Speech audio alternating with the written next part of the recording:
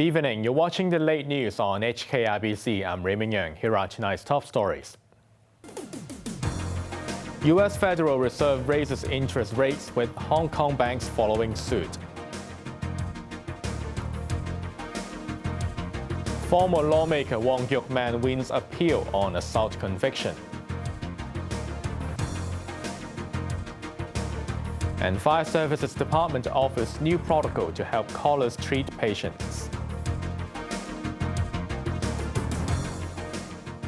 The U.S. Federal Reserve raised interest rates today, remaining on course to steadily tighten its monetary policies.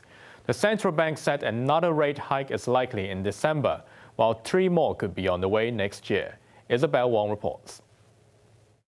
Today, the committee raised the target range for the federal funds rate by a quarter percentage point, bringing it to 2 to 2.25%.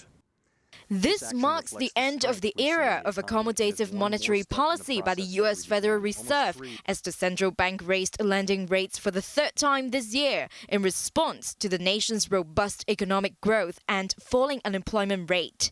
The move reflected an upbeat assessment of the American economy, and the U.S. Reserve Bank foresees another rate hike in December, 3 more next year, and once more in 2020. Looking ahead, today's projections show gradual interest rate increases continuing roughly as foreseen in June. The median of participants' views on appropriate policy through 2020 are unchanged since the June meeting. If the Fed sticks to its plan, that would put the benchmark overnight lending rate at 3.4%, roughly half a percentage point above the Fed's estimated neutral rate of interest. After a 2-day meeting, the Federal Open Market Committee pointed out in a statement that growth and job gains have been strong, while inflation hovers around the central bank's 2% target. The committee also dropped its long-standing description of accommodative monetary policy, but Fed Chairman Jerome Powell said it did not signal a policy outlook change. In response to the Fed's latest rate decision, Financial Secretary Paul Chan warned today that Hong Kong's low interest rate environment has come to an end. Given the very strong economy in the U.S., underpinned by very low unemployment rates, so the super low interest rate environment in Hong Kong probably will finish. Going forward, interest rate will go up. The Fed's rate increase today once again drew criticism from U.S. President Donald Trump, who has repeatedly complained that the Fed's actions are stifling his efforts to boost the economy. Unfortunately, they just raised interest rates a little bit because we are doing so well. I'm not happy about that because I know it's going to be a question. I am not happy about that. But Powell declined to say whether Fed policymakers had discussed Trump's criticism of the central bank, only stressing the Fed is focused on its mission to keep the economy healthy and that politics has no role to play in the process.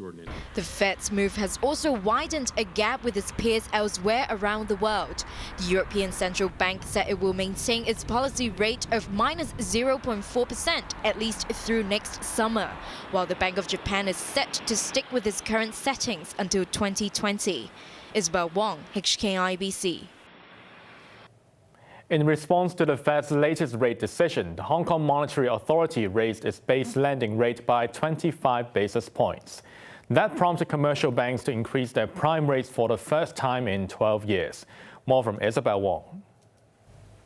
Well, cheap money no more. In what is likely the end of a decade of ultra-low borrowing costs, Hong Kong's banks followed the steps of the U.S. Federal Reserve by raising their interest rates. HSBC, Hang Seng Bank and Bank of China all said they will raise their benchmark lending rates from 5% to 5.125%, while Standard Chartered will raise its lending rate to 5.375% from 5.25%. The move by commercial banks in the city were prompted by the Hong Kong Monetary Authority's move of raising the city's base rate to 2.5% from 2.25%. So far, Hong Kong's de facto central bank has increased the base rate 8 times since December 2015. But the city's commercial banks have all along kept their rates unchanged for the past decade to remain competitive.